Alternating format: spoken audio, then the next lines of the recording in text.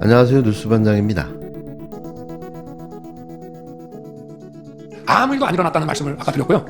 이번에도 역시 지금 뭐 방첩사도 많은 사람들이 조사를 받았습니다만은 방첩사 본연의 일이 아니고 방첩사가 합수본으로 이제 역할을 맡게 돼서 하는 업무인데, 합수본 자체가 지금 저 방첩사령관이 합수본부장으로 장관에 의해서 임명만 받았지 합수본 자체의 구성이 하나도 안 돼 있었습니다. 그 상태에서 해제가 됐고 아무 일도 안 일어났다는 말씀을 드리고, 계엄사 역시 마찬가지고요. 그리고 아까 그 선관위 왜 가셨냐고 하는 문제는, 제가 그래서 계엄법 7조에 따라서 행정사법사무를 관장하기 때문에 제가 평소에 의문을 가졌던 거, 또 2023년 10월에 국정원 보고를 받고 대단히 미흡하게 점검했다는 것 때문에 어떤 시스템이 있는지는 알아놔야 나중에 국정조사를 통해서든지 아니면 여론 이런 걸 통해서든지 봐야 되겠다라고 생각했기 때문에 점검을 하도록 시킨 것이고, 실제 가서 무슨 군인들은 이제 그런 장관의 이런 계엄 선포와 장관의 지시가 있으면 서버를 압수하네 뭐네 이런 식으로 생각할지 모르지만, 제가 내린 지시는 가서 무슨 장비가 어떤 시스템으로 가동되는지 보라는 거였고, 실제 아무 어떤 압수 내지는 서버 압수라는 그 하드웨어뿐만이 아니라 그 안에 있는 어떤 소프트웨어나 이런 컨텐츠도 압수한 게 전혀 없는 것으로 저는 보고를 받았습니다. 그만큼 계엄은 신속하게 해제됐기 때문에 아무 일도 안 일어났다는 말씀을 드리고 싶습니다. 오늘 주로 재판정에서 나왔던 가장 강력한 워딩이 아마 체포라는 단어일 겁니다. 근데 제가 듣고 있자니 말한 사람은 있는데 들은 사람은 없는 것 같고, 들은 사람은 있는데 또 말한 사람은 없는 것처럼 이렇게 오늘 증언들이 이어지고 있어서 안타깝습니다. 말을 했는지 말을 들었는지 또 이 자리에서는 말할 수 없다라는 그런 증언들을 들으면서 오늘의 증언들이 또 방송으로 중계가 될 텐데 국민들이 너무 답답하지 않을까 그런 생각이 듭니다. 아무 일도 일어나지 않았다라고 말씀을 하시는데, 아무 일도 일어나지 않았으면 오늘의 헌법재판소의 이 심판, 이 법정이 없었을 것입니다. 아무 일도 일어나지 않았다라는 부분에 대해서 절대 동의할 수 없고, 아무 일도 일어나지 않았는데 하늘의 별 따기라는 그 군 장성들이 지금 구속되어서 재판을 받아야 됩니다. 안보상으로나 그리고 국가적으로나 국가적 큰 손실이 이렇게 일어났음에도 불구하고, 그리고 대통령이 탄핵되어서 또 구속되어서 탄핵 심판도 받고 있고 형사 재판을 받아야 되는 이런 엄청난 일이 벌어졌는데 아무 일이 일어나지 않았다는 부분에 대해서는 저는 동의하기가 상당히 어렵고 국민들도 그렇지 않을까 이런 생각이 듭니다. 마침내 내란숙의 윤석열이 광인이 되기로 결심한 모양입니다. 윤석열은 회차가 거듭되고 있는 탄핵헌법 재판에 출석할 때마다 모두의 상상을 초월하는 궤변과 문을리로 아무 말 대잔치를 하고 있는데요. 도무지 정상이라고 볼 수 없는 수준의 망상 증상까지 보이고 있는 거죠. 여러 번 반복해서 말씀드리지만 완벽한 자기 확신범으로 보여지는 모습을 여러 차례 보여주고 있는 건데요. 전 국민이 국회에 난입한 계엄군의 모습을 TV 생중계로 지켜봤는데 아무런 꺼리낌 없이 새빨간 거짓말을 늘어놓고 있는 겁니다. 전형적인 금치산자의 모습을 연출하고 있는 걸로 보여지는데요. 결국 이런 전략을 쓰기로 한 걸까요? 감옥에 가는 것보다 쪽팔리더라도 차라리 심신미약으로 병원에 가는 쪽을 택한 걸로 보여지는데, 정말 이런 인간이 다 있나 싶습니다. 이번 그 사건을 보면은 실제 아무런 일도 일어나지 않았는데 뭐 지시를 했니, 지시를 받았니, 뭐 이런 얘기들이 마치 어떤 호수 위에 떠 있는 무슨 달그림자 같은 거를 쫓아가는 그런 느낌을 좀 많이 받았고요.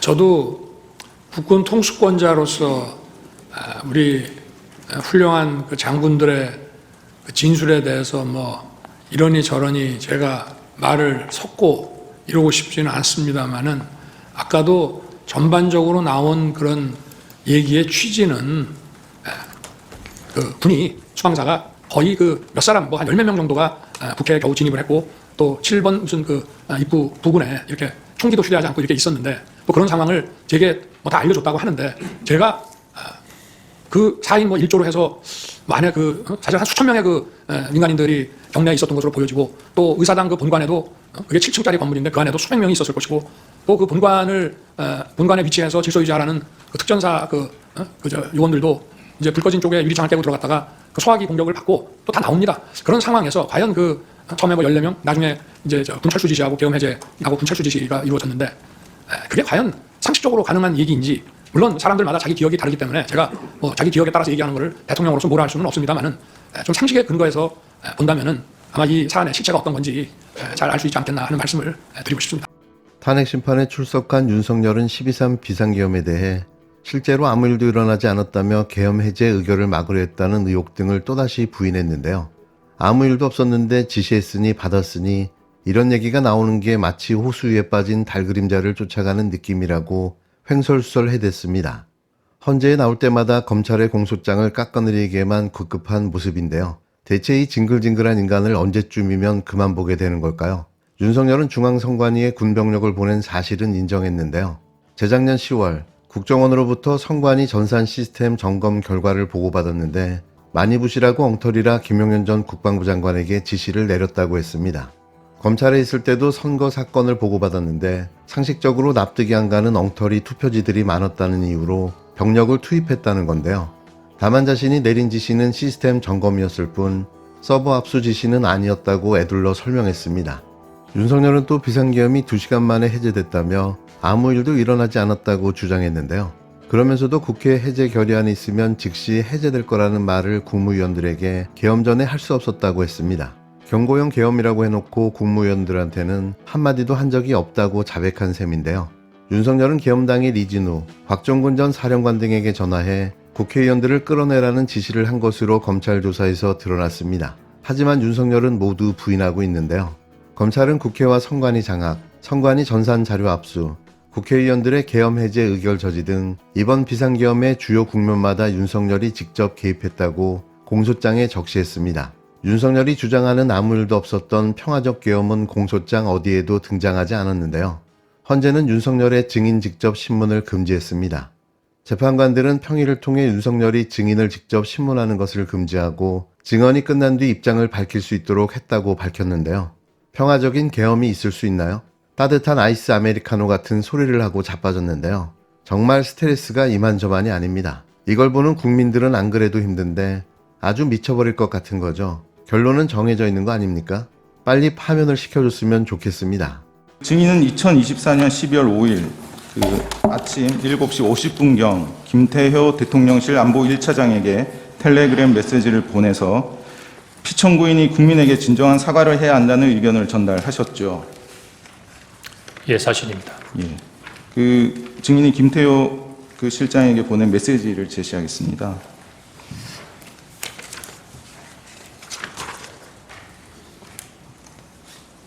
이 메시지가 증인이 보낸 메시지 맞습니까? 맞습니다. 예. 증인이 이 메시지를 김태효 차장에게 보낸 이유는 무엇인가요? 12월 3일 날 물론 특별한 부분에 지시도 하지 않고 지나갔지만 곧 계엄이 해제되고 계엄군이 철수했습니다. 그래서 12월 4일 날 하루가 지냈는데 대부분의 사람들은 아무 일도 일어나지 않은 것처럼 행동들을 하시더라고요.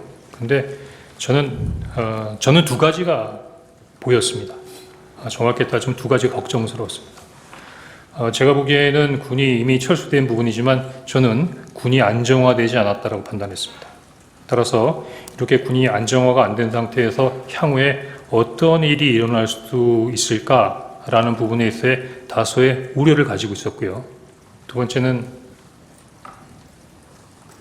지금 일어나는 이러한 일이 일어날지도 모르겠다라고 하는 큰 불안감이 있었습니다.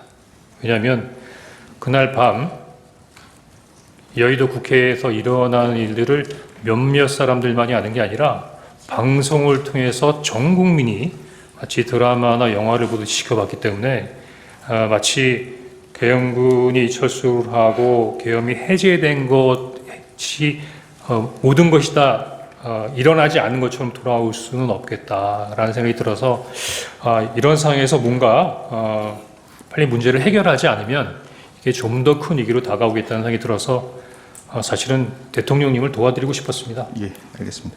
이 당시로서는 이렇게 하는 것이 최선이라고 생각했고 지금 생각해도 만약에 제가 말씀드렸던 것처럼 대통령께서 진심으로 국민들께 사과하시고 당시에 지금 말씀하시고 계신 여러 가지 마음의 심경을 말씀하셨다면 국민들이 훨씬 더 이 대통령님을 이해하지 않으셨을까 하는 생각이 들고요.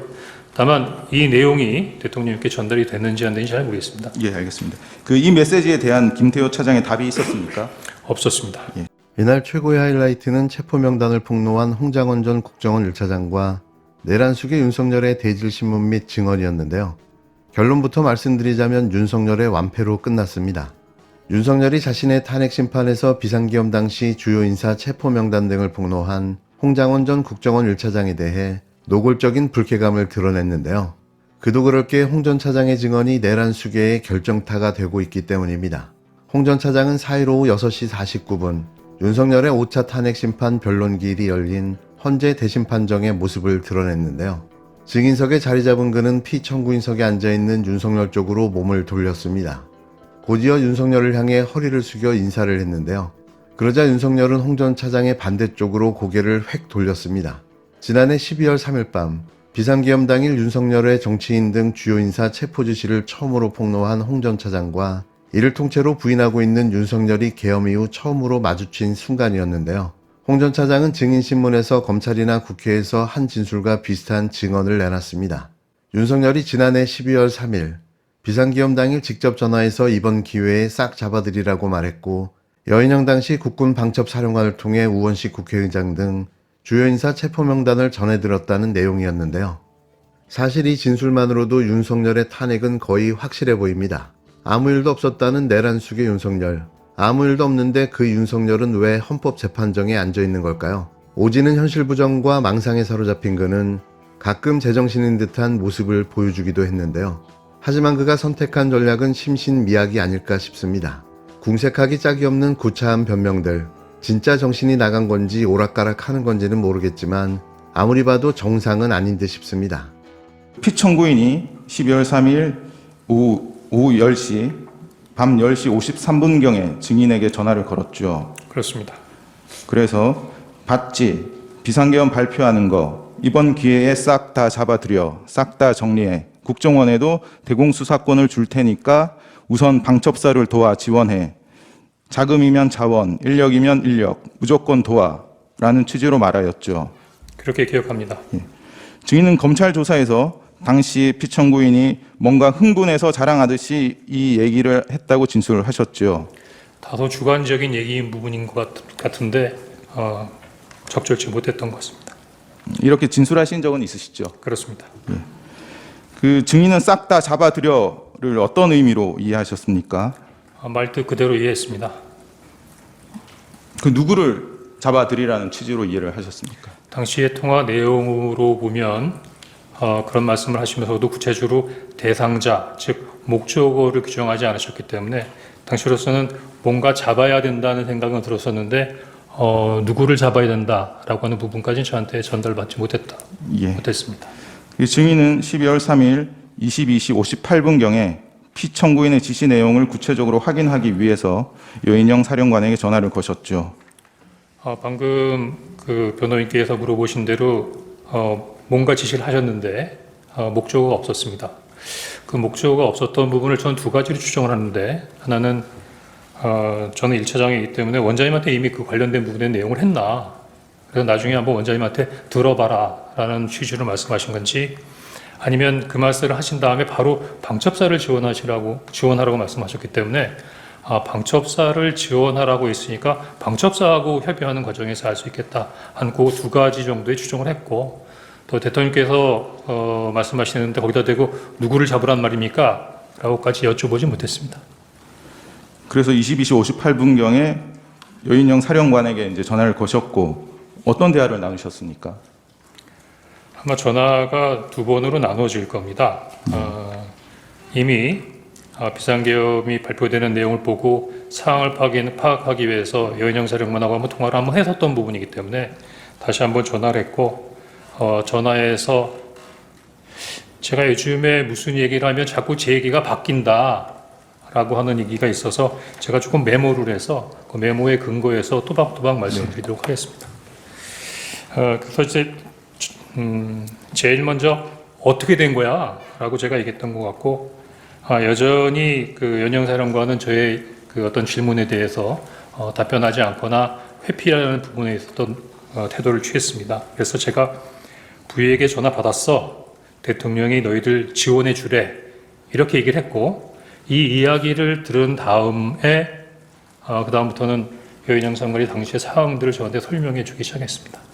예, 그래서 두 번 통화를 하셨는데 처음에 22시 58분경에는 이제 여인영 사령관에게 전화를 걸었더니 여인영 사령관이 뭔가 지시를 하느라고 바빴고 그래서 증인과는 제대로 대한 대화를 못했다고 이렇게 검찰에 진술하셨는데 이게 네. 사실이죠. 예, 그리고 그 후에 23시 06분경에 여인영 사령관에게 다시 전화를 거셨죠. 네, 이때 이제 증인이 말씀하신 부위로부터 연락을 받았어라고 하니까 여인영 사령관이 처음에는 이제 뭔가 말하는 것을 주저하다가 증인이 대통령으로부터 연락을 받았다고 하니까 그때 이제 얘기를 하기 시작했죠. 네, 그래서 여인영 사령관은 증인에게 국회는 경찰과 협조해서 봉쇄하고 있습니다. 선배님 이걸 도와주세요. 저희 체포조가 나가 있는데 소재 파악이 안 돼요. 명단 불러드릴게요라는 취지로 이야기를 했죠. 네. 여인영이 사용한 정확한 워딩이 체포조 맞습니까? 네. 그 증인은 여인영 사령관이 불러주는 명단을 받아 적으셨나요? 예, 받아 적었습니다. 그 체포 명단이 적힌 메모를 제시하겠습니다.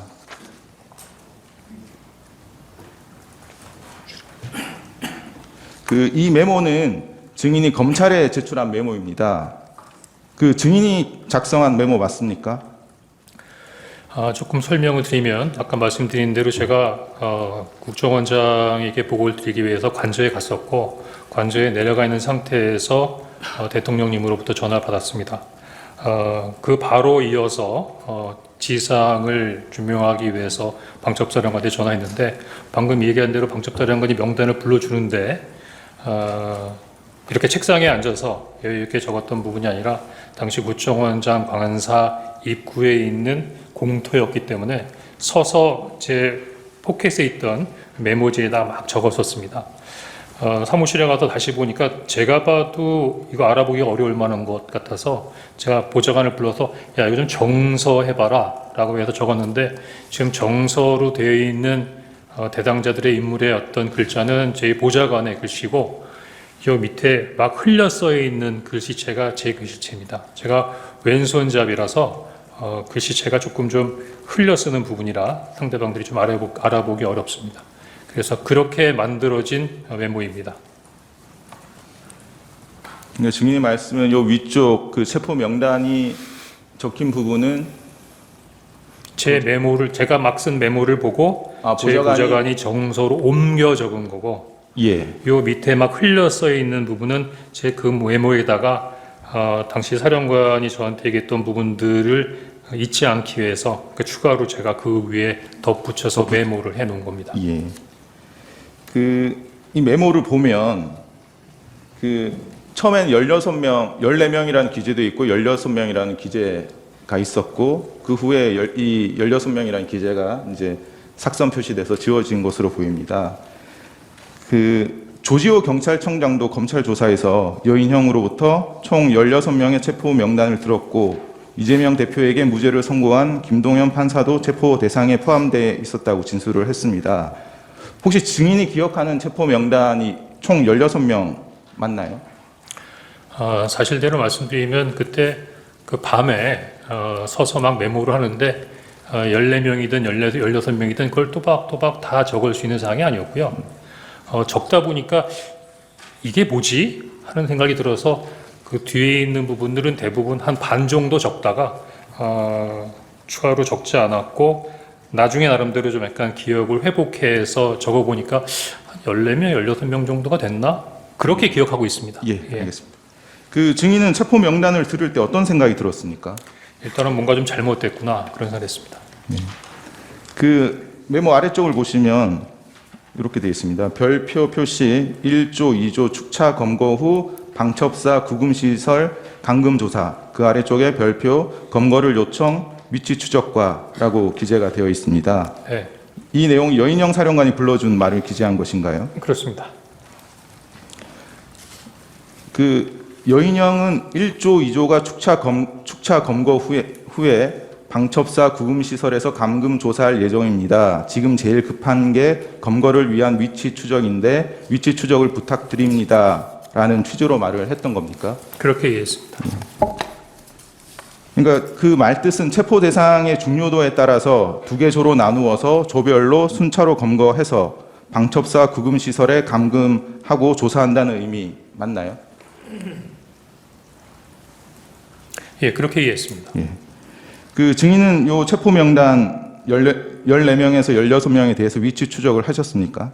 하지 않았습니다. 그 국정원에서는 영장 없이도 위치 추적을 할 수 있나요? 할 수 없습니다. 그 증인은 여인영의 위치 추적 요청이 영장 없이 위법한 방법을 써서라도 체포 대상의 위치를 알아봐 달라는 요청으로 이해하셨습니까? 물론 그렇습니다만 당신은 비상계엄 상황하였고 대통령이 지시면 상당히 초법적인 상황에서 이런 부분들이 이루어져야 하는가라는 부분을 잠시 고민한 것은 사실입니다.